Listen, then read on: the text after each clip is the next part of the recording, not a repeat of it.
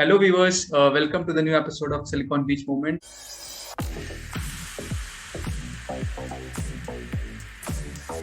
In this talk show, we interact with incredible entrepreneurs of Australia to know more about them, their work, and get inspired. Today, we have Fern Ho with us. Fern, did I pronounce your name correctly? Yes, that's right. Yes, like the plant, Fern. Great, great. So, Fern successfully runs a startup named the Leaf Protein Company, as you can figure out from her background. And the company combines science, tradition, and technology to provide nutritious food and ingredients that are both sustainable for the environment and for local growth communities. Fern, thank you so much for your time and welcome to the talk show. So You're let's welcome. add great. So let's address the elephant in the room. How has been your experience of work from home? Well, as a startup founder, home has been my default office. So I have been working from home for a while now. I actually don't mind it. The one thing that I do probably miss is having people around me, as you would in an office. But it does mean that I have plenty of quiet time to think through things. So it's been good. Great. So now that we have seen like people connecting virtually and technology has moved at a fast pace, and we are in a world where technology has become the driving gear, right? So how do you see the balancing the need for economic development with the imperatives of environmental protection, and why do you think it is important? Yeah, that's a great question, and one that has many angles to it. Because our food system, all the way from crop growing to food production, is really complex, and there's lots of players in there. I think with the way that some of the major food changes are heading towards more plant-based type foods, and also greater consumer consciousness and awareness of the environmental impact of our food, where it comes from, how it's grown. It's certainly bringing to the forefront some of the not so sustainable growing practices that we've seen in the past. When I first came into this area, I was actually surprised at how much some of the big food companies have control over some of the major ingredients that we use in the world. So things like wheat ingredients, soy ingredients, and often these sort of staple crops are grown in very monoculture type settings, which unfortunately has had a real impact on the environment in terms of biodiversity, but also nutrition as well. And there's a blog post that I wrote about for the leaf protein a while back about how that has affected our food. And so, you know, it's a complex area because there's lots of players, and I think the balance is always between price and quality. On the one hand, consumers are always wanting the best quality that they can get, but also wanting to pay the lowest possible price. And so unfortunately, I think in some respects, we need to maybe revalue some of the food within our food system with respect to the way it's grown. Often what we have seen is, and this is my sort of personal view, that we've unfortunately seen to have sacrificed productivity and efficiency for things like nutrition and the environment, and also biodiversity. So I think taking a step back and having a look at, well, how is food being produced, and how can we go back to producing food in a more sustainable way that benefits a price point, and not just the end consumer, but also the growers. I mean, there's many good players in the market that are doing that. Certainly the large companies are trying to make changes on that stride, but they're big beasts, so it takes a long time. And it's difficult to make changes when you're such a big organization. I used to work in big organizations myself. And I think that's why small companies and smaller food startups have a real responsibility and are trying to lead the charge with making those more beneficial adjustments to how we do produce the foods that we eat. So that's amazing answer, Fawn. And I really do like the point that other than companies being responsible, the consumer awareness is also equally important. Yes. And Yeah, I checked your LinkedIn profile. You have a very interesting professional background. Would you like to talk more about that? sure. So my background isn't actually in the food science space. I am an engineer by training, but that was electrical engineering and physics. So not sort of in the bioscience area, but I've always had a personal interest in food. A lot of that has stemmed from my own food intolerances. So very avid ingredient reader, because I've had to avoid a lot of these highly processed foods or a lot of the ingredients that you see en masse. And that's kind of what led me to work on the leaf protein, really. So I guess I've taken a lot of my own personal passions in that area, but then also my product management and product marketing background. So the product marketing background or that experience makes me very conscious and cognizant of how we position our products that we bring to market, transparency being a very important part of that, and also product management. And this is really about understanding the viability of technology and new products. So not just science or technology for technology's sake, but harnessing that so that we can produce products or food ingredients, in the case of leaf protein, or extraction technologies that can serve people better. And starting really with customers and consumers to feed back into what technology we are developing. And that's a big part of my experience as a consumer and as a product manager, coming from that end consumer perspective.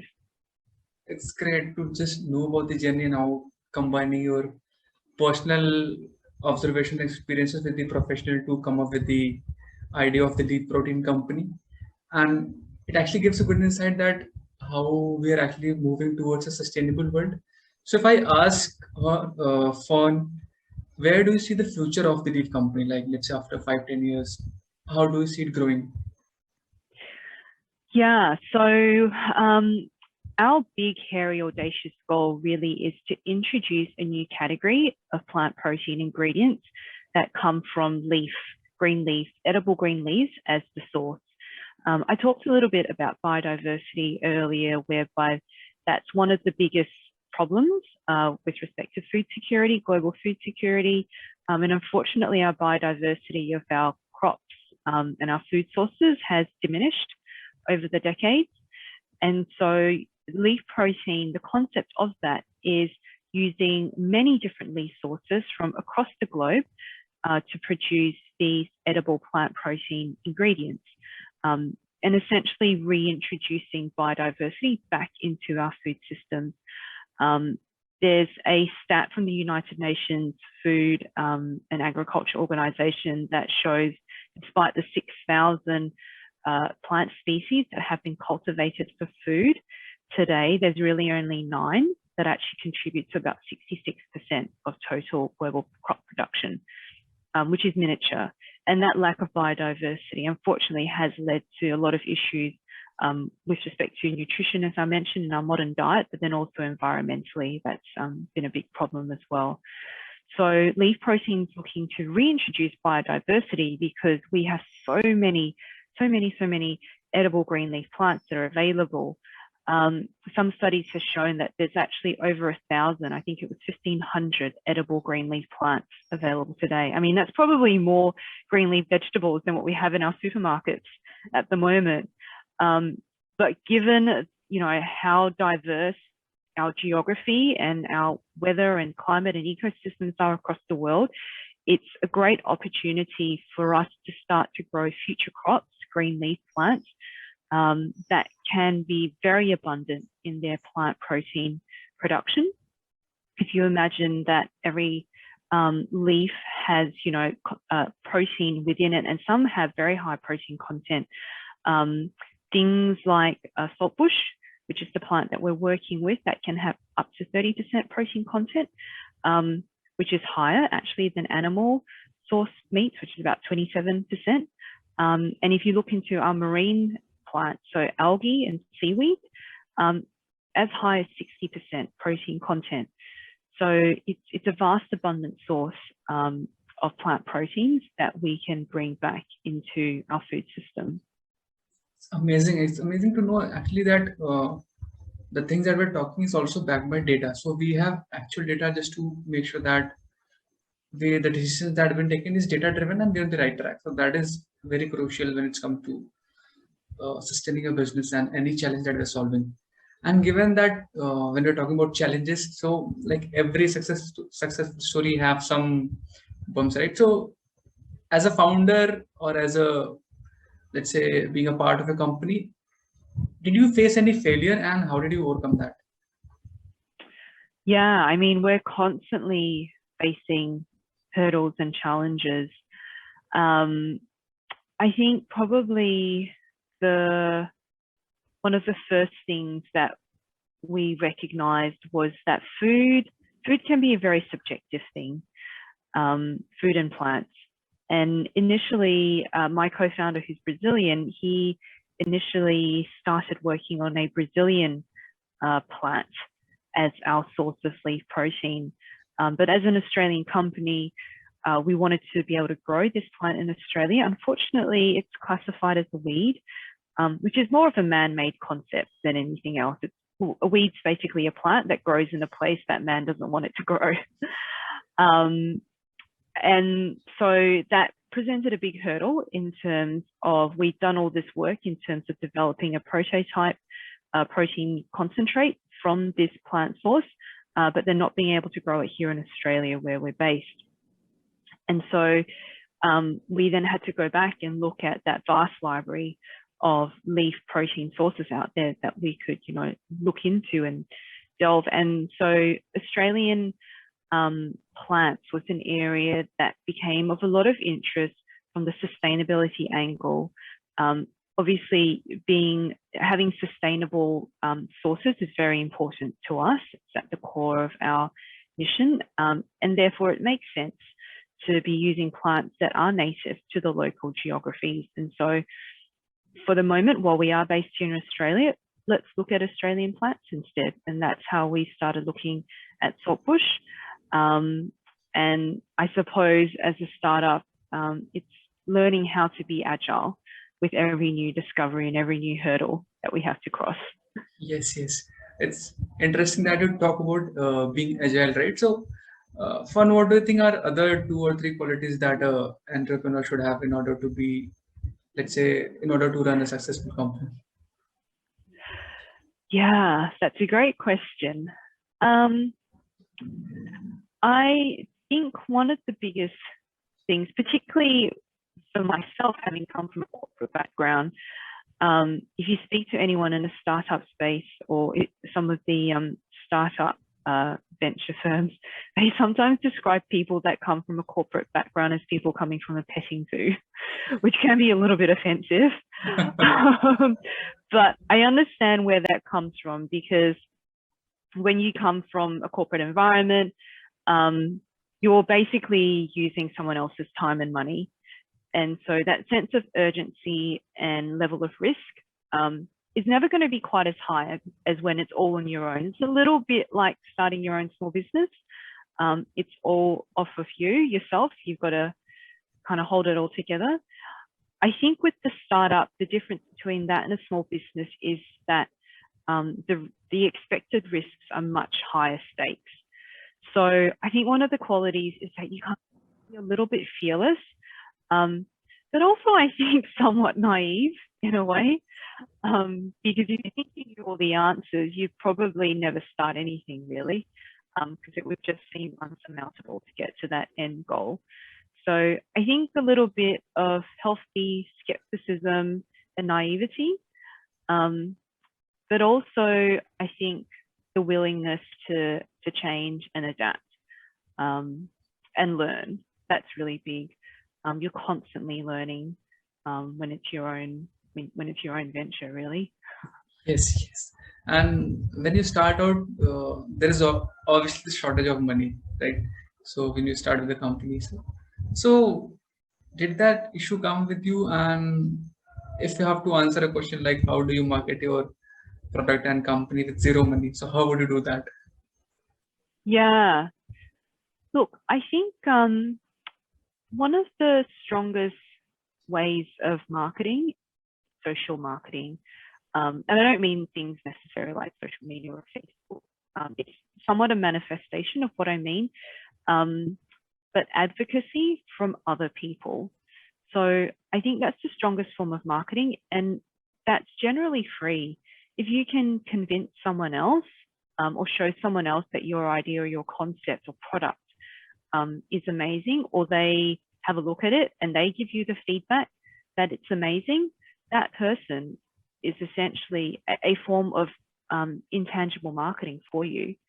And so I think that human element is really important in terms of positioning how successful a startup can be, because at the end of the day, an idea can be amazing in your own little silo until you get that input and feedback from other people.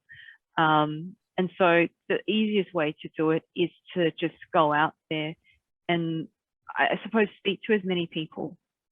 And I mean, I'm an introvert myself, so I don't naturally reach out to people. But every time I do draw up the courage to go do that, I had to do many times and never gets any easier.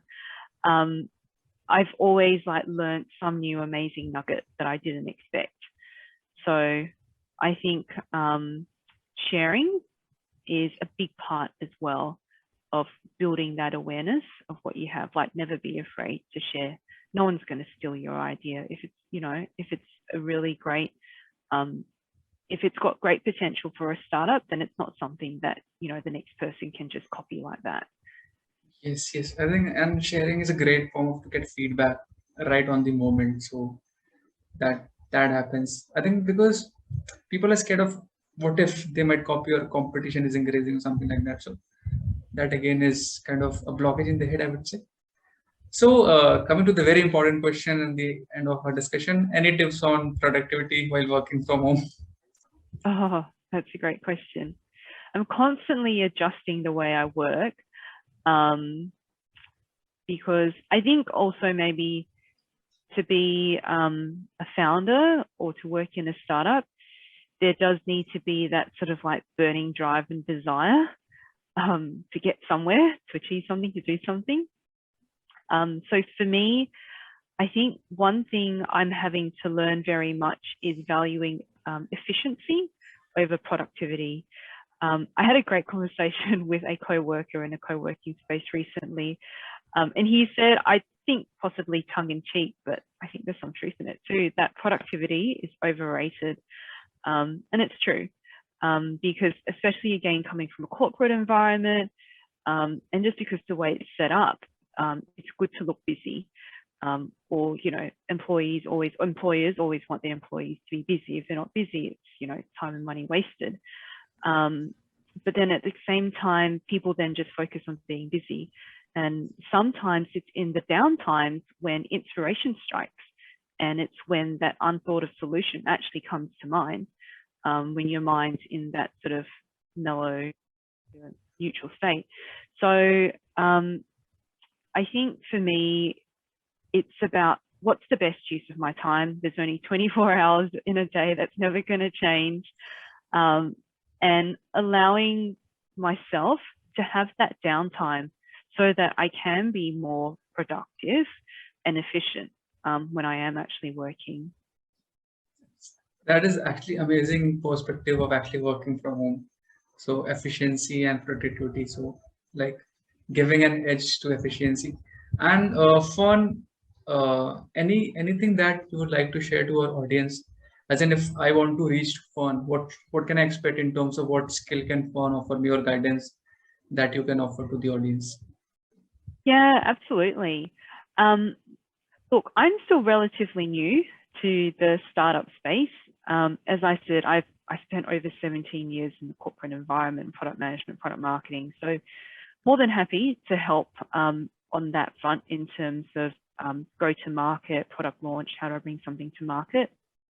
But then also, I think for me, with my personal passion in the food segment, food tech, ag tech, really open to connecting with anyone that's interested in that space. Probably the best way to get me is to reach out through our website, theleafprotein.com, or you can email me at fern.ho@theleafprotein.com as well.